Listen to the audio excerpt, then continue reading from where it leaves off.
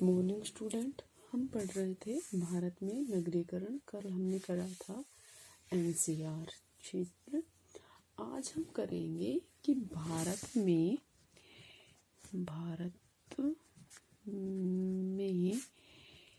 नगरीकरण की मुख्य विशेषताएं। देखिए, एक बात याद रखिए, जो मैं आप सोच रहे होंगे कि मैंने पहले भी करवाई थी विशेषताएं, वो विशेषताएं मैंने करवाई थी नगरीय बस्तियों की विशेषताएं, कि भी क्या क्या होता है जब एक नगरीय बस्ती बनती है। ये है भारत में नगरीकरण की मुख्य विशेषताएं। तो भारत में जो नगरीकरण है वो तीव्र गति से बढ़ रहा है, सभी को पता है, ठीक है। और इसमें इसकी कुछ विशेषताएं शामिल है। पहला, भारत में जो नगरीकरण है वो सिंधु घाटी सभ्यता जितनी पुरानी है उतना ही पुराना है, ठीक है। दूसरा क्या हो सकता है, कुटीर उद्योग तथा विपणन के कारण मध्यकाल में भारत में तीव्र गति से औद्योगिकीकरण की शुरुआत हुई, ठीक है। तीसरा क्या हो सकता है कि 20वीं सदी जब आरंभ हुई तो उसके दौरान जो नगरीकरण की प्रक्रिया थी वो कैसी थी, अस्थिर थी, ठीक है। इस सदी का जब प्रारंभ था उसके पहले भाग में तो इस पर सूखा, बाढ़, अकाल और महामारी का प्रभाव पड़ा। 1947 में इस प्रक्रिया पर जो उपमहाद्वीप को क्या है, भारतीय उपमहाद्वीप है, उसके विभाजन का प्रभाव पड़ा, ठीक है। चौथी विशेषता क्या हो सकती है कि भारतीय जो नगरीकरण है वो जीवन निर्वाह के लिए होता है, ठीक है। जहां जो ग्रामीण, अप्रशिक्षित और अर्ध प्रशिक्षित जो श्रमिक है वो बेहतर जो एम्प्लॉयमेंट है, रोजगार है, उसकी तलाश में, उसकी खोज में क्या कर जाते हैं, प्रवास कर जाते हैं नगरों की तरफ, ठीक है। पांचवा क्या हो सकता है कि भारत के जो बड़े नगर हैं जैसे मुंबई है, कोलकाता है, दिल्ली है, चेन्नई है, इनकी जनसंख्या में जो अत्यधिक वृद्धि है वो देखी गई है, ठीक है। छठी विशेषता क्या होती है, हो सकती है कि जो ज्यादातर बड़े उद्योग, जैसे ज्यादातर जो बड़े नगर हैं वो जो तृतीय क्षेत्र के कारण उसमें तीव्र गति से जो जनसंख्या है वो बढ़ी है, ठीक है। औद्योगिक आधार भी हो सकता है, लेकिन ज्यादातर क्या है, तृतीय क्षेत्र के कारण, ठीक है। तृतीय क्षेत्र में क्या आती है, जो आपकी सेवाएं हैं, ठीक है।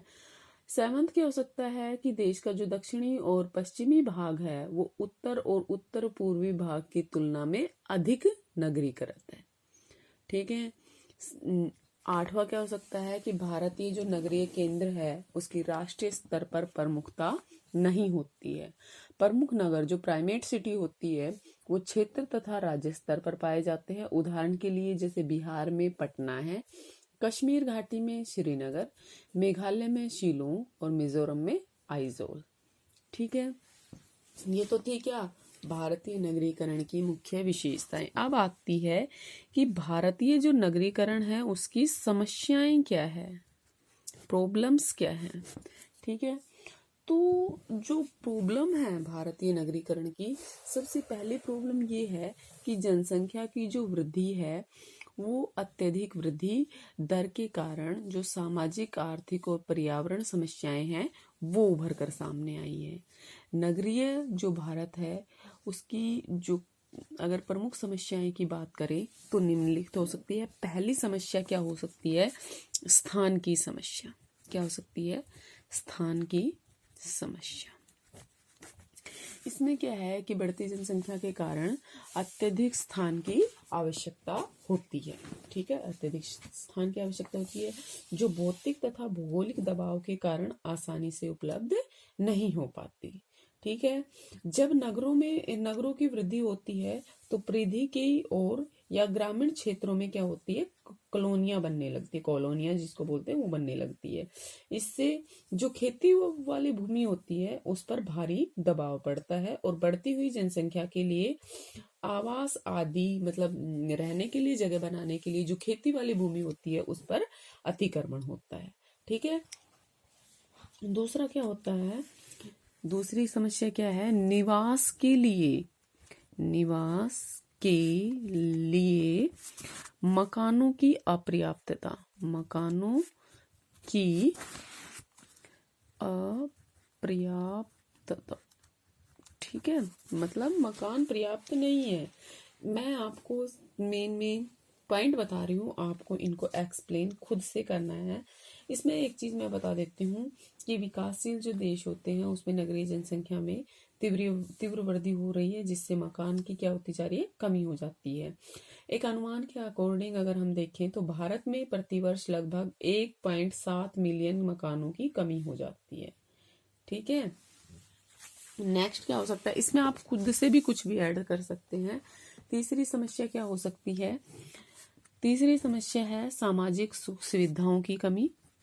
सामाजिक सुख सुविधाओं की कमी। वैसे आप लोग करते नहीं है मुझे पता है, लेकिन आपको अगर मैं ये करवा दूं तो भी आप नहीं करोगे। जो करने वाले बच्चे हैं कम से कम वो तो करें, तो उनके लिए ही है जो करने वाले हैं। नहीं करने वाले हैं उनके लिए तो चाहे मैं खुद प्रोवाइड करवा दूं या उनको कहूँ, उनको कुछ फर्क नहीं पड़ता। जिस सिर्फ दो तीन बच्चियां हैं, प्रिया, पूजा, बस ये लड़कियां हैं जो करती है, बाकी कोई काम नहीं करते।